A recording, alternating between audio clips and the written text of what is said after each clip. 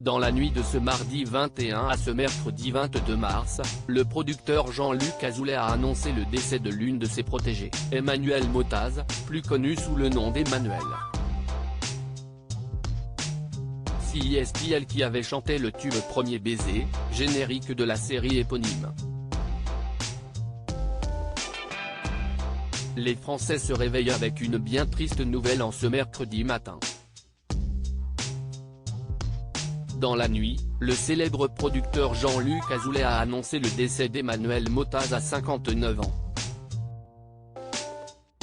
Le public la connaissait surtout sous le nom de scène d'Emmanuelle, avec lequel elle avait interprété le titre Premier baiser, devenu le générique de la série éponyme produite par AB Productions. Emmanuelle nous a quittés. Immense tristesse. Elle restera pour toujours dans notre cœur, a écrit le mentor d'Elsa Essenou avec une profonde tristesse sur sa page Facebook. Il n'a alors pas fallu attendre bien longtemps avant que les hommages affluent envers celle qui avait également chanté le tube Rien que toi pour m'endormir. Que si est triste, paix à son âme, quelle tristesse, elle était bien jeune tout de même, douce pensée à cette femme et à sa voix inoubliable, peut-on lire parmi les très nombreux commentaires laissés sous la publication de Jean-Luc Azoulay, preuve de l'émotion générale que provoque cette disparition. Pour l'heure, aucune information n'a en revanche été donnée concernant les causes de la mort de la chanteuse.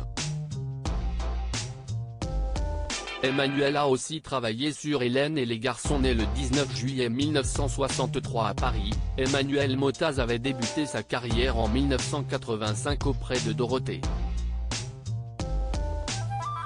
Pour cette dernière, elle avait interprété les chœurs du tube Allo Allo Mister l'ordinateur. Mais c'est surtout avec le tube Premier baiser, sorti en 1986, qu'elle s'était fait connaître du grand public. À l'époque, le single s'était écoulé à pas moins de 700 000 exemplaires.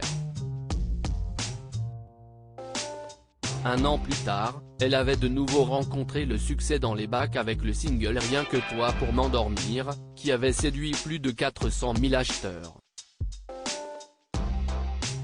Figure emblématique du club Dorothée, elle avait par la suite participé plusieurs fois au Jackie Show mais aussi à l'émission Pas de pitié pour les croissants.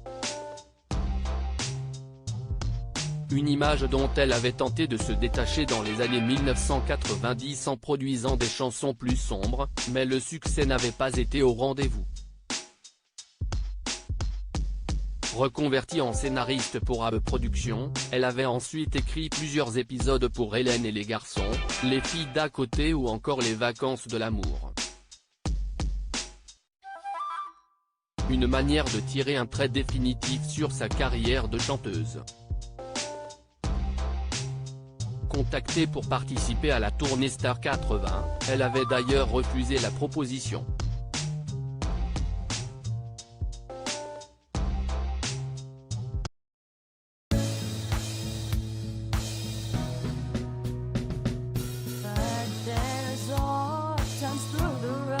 I think you can let me know. Sit down, sit back, let me help you out.